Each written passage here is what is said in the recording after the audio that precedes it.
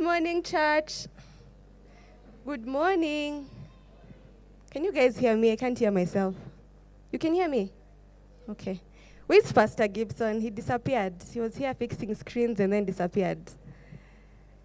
He's there at the back. There was a video I wanted him to show you. Guys, this Bible trivia was too much fun. I'm sure the contestants had fun, but the pastors, we had more fun than anyone else. And we had a dance-off against the other pastors. And Pastor Gibson was just here showing up. We actually were worried for his jeans because the things he was doing, he went on the ground. I was not sure if he was going to come back up.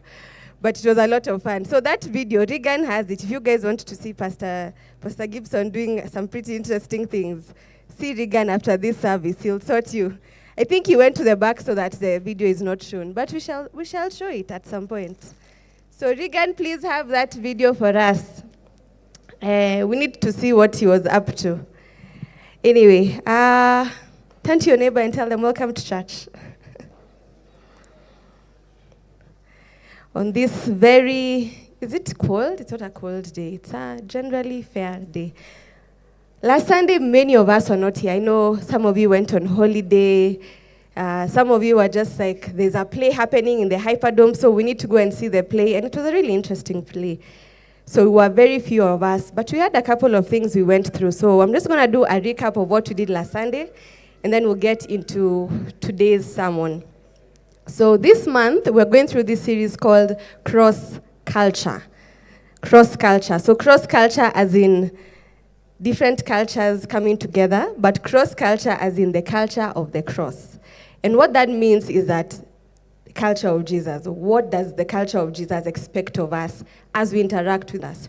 And so last week we had our Easter service and we focused on the fact that we have a God who understands. And the guys who are here, we talked about how Jesus went through all possible human emotions. If you've gone through betrayal, he's been betrayed. If you've gone through denial, he's been denied. If you felt anxious, he was anxious. If you've experienced fear, he experienced fear. All those things we talked about, we have a God who understands because he went through all these things.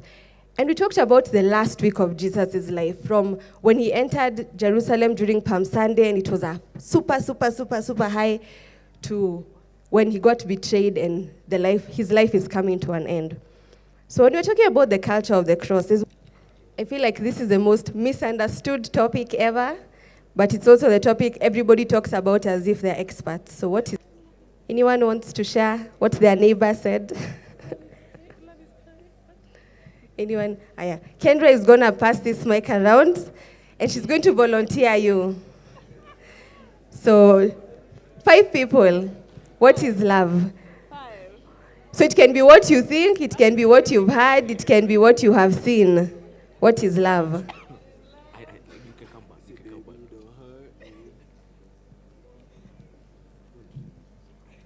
A sophisticated, graceful, and deeply respectful approach to affection, relationships, and self-presentation. You literally just read what Google has told you. Google.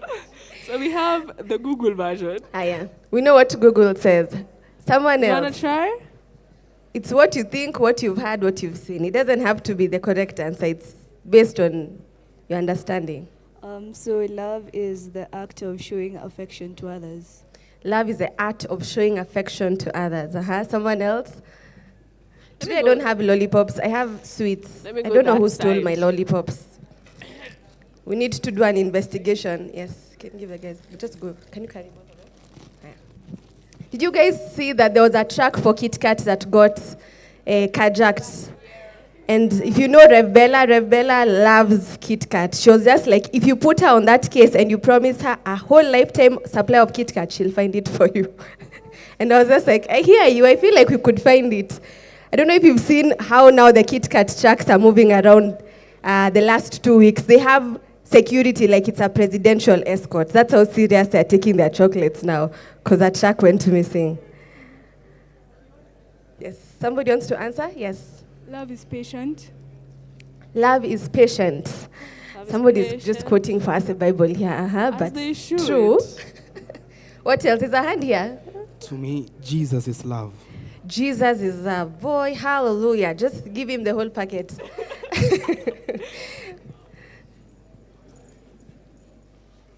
Love is a feeling.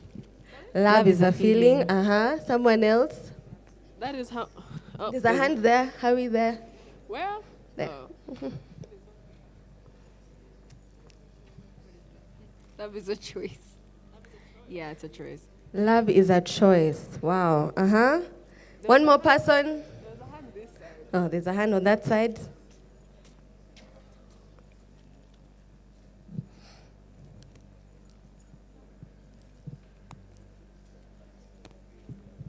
It's the art of showing affection, but with meaning.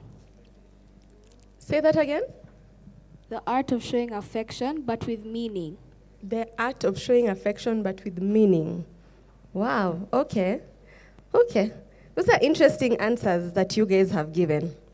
So throughout this series, what we're going to do is going to be, you can see to them. What we're going to do is we're going to be comparing what the world says about something with what the cross culture is supposed to say about this. So, a world, love is an emotion of deep affection. That's the definition according to the world. So it's this feeling, this fuzzy feeling that you just see someone and you forget what you wanted to say, or they call you and when you're talking, you're doing this. I don't know if you guys still do that. When we're being hit on when we're younger, I used to do this when you're talking to someone. Or somebody, you have a date with someone and you usually don't shower that long, but in every effort, because you want to put to the world, that's what love is. But the biblical definition of love is sacrifice for the benefit of another. Now, sacrifice is not romantic, unless it's those movies where this knight in shining armor goes and slays a dragon for you. But usually, sacrifice is not romantic at all. It's uncomfortable. It's not fun. It's not exciting. But that's what we are told love is. So John chapter 15, verse 13, this is what it says. There's no greater love than to lay down one's life for one's friends. That is a very high standard. There's no greater love than to lay down one's life for oneself. It's not to buy them things. It's not to visit them. It's not to call them 100 times. It's not to chat them throughout the day. It's to lay down your life for someone else. And so with this definition that the Bible gives us, then the cross is the greatest symbol of love. It's not a love heart. It's not Cupid. It's not a rose. It's a cross. That is the greatest symbol of love. So let's go back to the story because we were still with Jesus and what we are learning from the Easter story. So previously on Keeping Up with Jesus. Tell your neighbor, previously on Keeping Up with Jesus. Last week we talked about Jesus' final week and we talked about all the different emotions he felt in 1 week. From the Sunday where he entered Jerusalem and the crowd was cheering and they were ready to crown him, to the Thursday where he was about to be killed.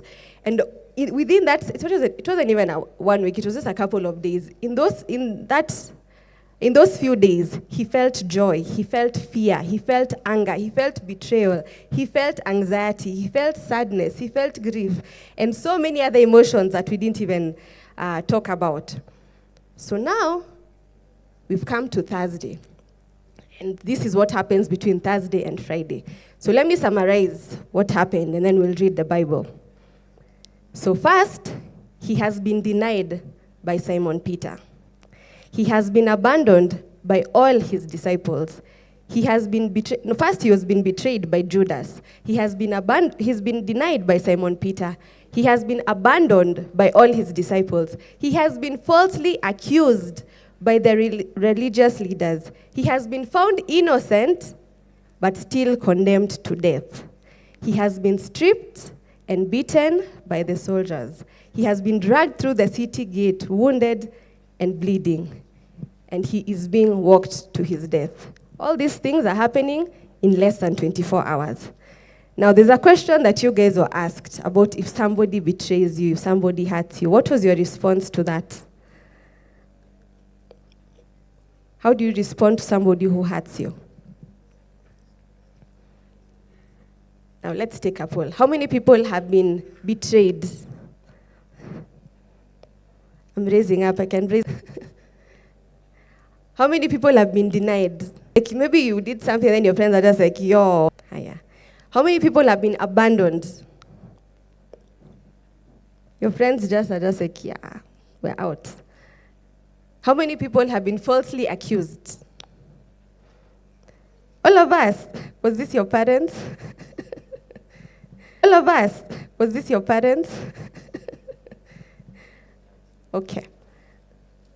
How many people have been found innocent but still condemned? Like maybe it's your sibling who snitched and then your parents are just like, yeah, it's not your fault, but you still got punished anyway. Okay. How many people have been beaten and stripped in public?